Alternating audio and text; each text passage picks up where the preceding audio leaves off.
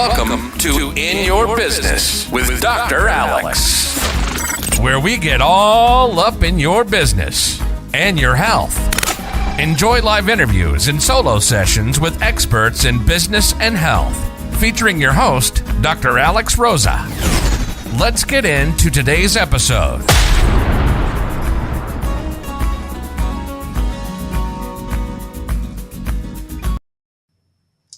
Women's wellness and well-being in the workplace, and how to really truly advocate for yourself and why you need to be doing that as a woman. That's what we're going to get into in today's episode of In Your Business with Dr. Alex, where we get all up in your business and your health. And we're going to get all up in my business today. We're going to get a little personal. I'm going to share a really powerful story that I haven't really talked about very much on social media. Some people might not even know that this happened to me, but I bring it up because it's going to be my youngest's birthday pretty soon. Little Cesare, the Cesaroos, Chef Ches, all of that. If you follow my social media, you'll see him all over there. He's my youngest. He's going to be turning 6. And I was actually pregnant before Cesare. And that's the story that I wanted to talk about today. So I've got 3 children. I've got an 18-year-old, just went off to college. I have a 15, almost 16-year-old. She'll be 16 in August. And then little Ches. And, when we had our first 2, we had them very close together. And then, just time flew by, right? Time flies by before you know it. And it was like 10 years before we had another, while we hadn't had another kid.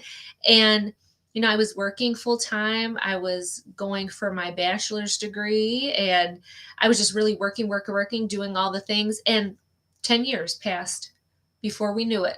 And we were like, holy shit, like we wanted to have another kid. Like we had all these plans before, and it's just 2 kids and life. And then actually, I was a caregiver for my dad. My dad ended up having to come live with us, and I became a primary caregiver for him after he had a stroke and a heart attack. And then ultimately he passed away. So life was lifing and happening in those 10 years. And like I said, time just went by, and we hadn't had another kid. And so we were like, oh, we better get busy, and we're going to have another kid, because I was like 34 at that time. And I was like, I got to get going. And so we tried for a while. I had a little bit of trouble getting pregnant. And then finally I did get pregnant, and we were excited. The kids are all excited. It was awesome. And so we started, the planning process and everything. And at that time, I was going to the gym, we were working out. And I remember going to the restroom at the gym, and that's when I saw the blood. So I started miscarrying then and there at the gym. And to this day, I still go to that same gym. I still go to that same stall, and I still feel those same feelings. I still remember how it felt when I saw that blood. And it was a lot of disbelief, a lot of anxiety, being scared. Like I couldn't believe it. I was like, I had never had any problems with any of my other pregnancies, nothing.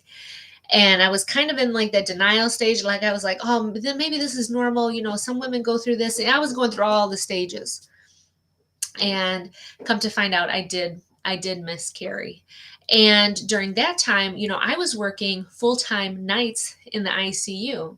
And I just remember still continuing to go to work even while I was miscarrying. I went to work. I still went to work. And I think the hardest part of it, there was probably 2 parts.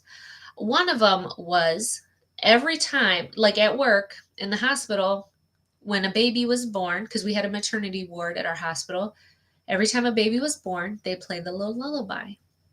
And I'm here working nights, miscarrying, hearing lullabies go off during the night. And that shit triggered me so bad. That was really awful. That was like torture every time I heard that.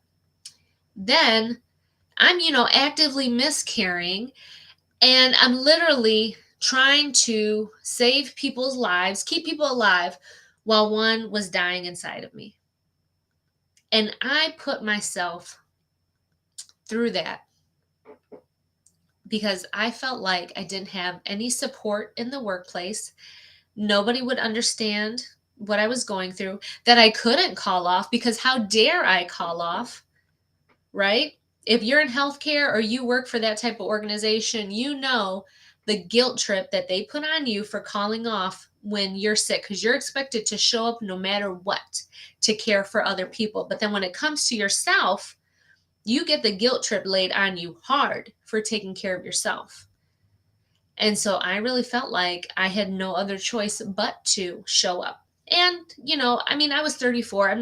Wasn't super young, but, I really didn't know how to advocate for myself. I didn't know who to turn to, who to talk to, what I should even do. I just thought I should just keep going to work and keep going through it, because that's what I had done the rest of my career prior to that. And I think as women also, we just show up, right? We keep working through all the things.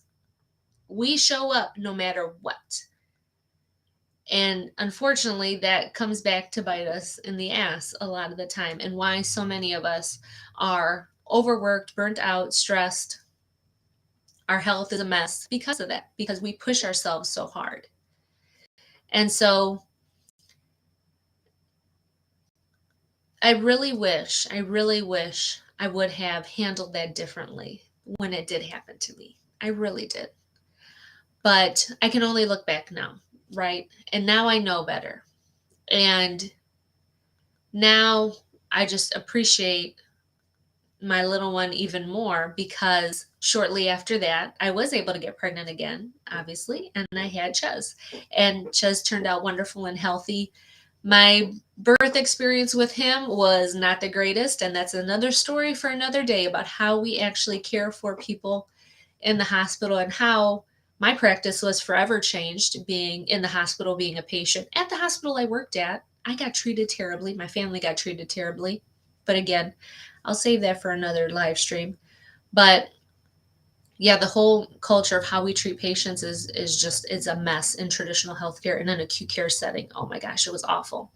And so I'm just reminded and blessed every time I look at Cesare, that I have my life, that I'm alive, that he's alive, that he's here, and that he's happy and he's healthy, and that I need to be here to be with him, to nurture him, to guide him through life. And that my health is my number one priority, that I need to take care of myself, and that I need to be that example for other women who might not feel like they can speak up for themselves or even know what to do. And I think to also help organizations to understand the things that women go through, that men do not go through this. A man is not going to walk into work actively miscarrying and go about his day. No. But I can guarantee I'm not the only woman who has done that and has put herself through such a traumatic experience. So there's so much work that needs to be done around the care and the support that we provide women in the workplace for their well-being, for their wellness in a holistic way. Absolutely. So much more work needs to be done, because I literally was in a healthcare center, a hospital, and felt like I could not get any type of care for what I was going through. And that's pretty sad. So there's so much work that needs to be done around women's health, women's wellness, women's well-being in the workplace. So much more support, education, resources, access, availability, knowledge, right? Not keeping things secret.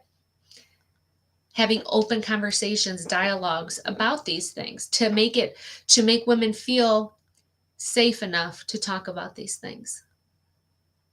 And I just want you to think in your workplace, whether you are the one leading the organization or whether you are an employee of this organization, do you have this?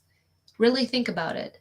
Do you have the support? Do you have the resources? Do you have the knowledge? Do you have the structure? Do you have the programs in place?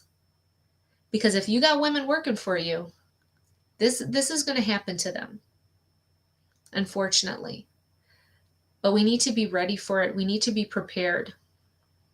so that what happened to me and what's happened to other women won't continue to happen anymore.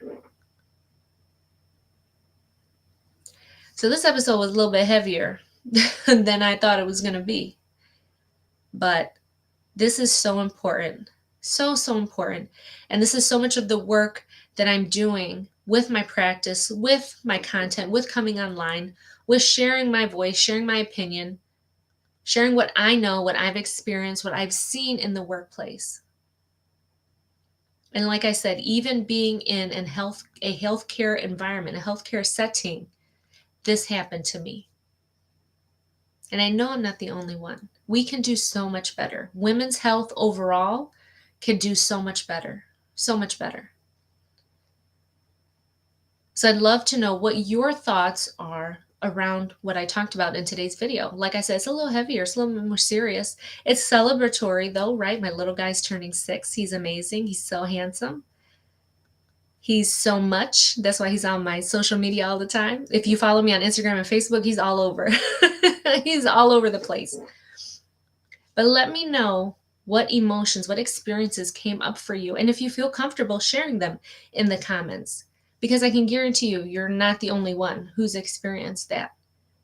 And somebody else can have some comfort, some closure, and also knowing that they weren't the only one who went through that either.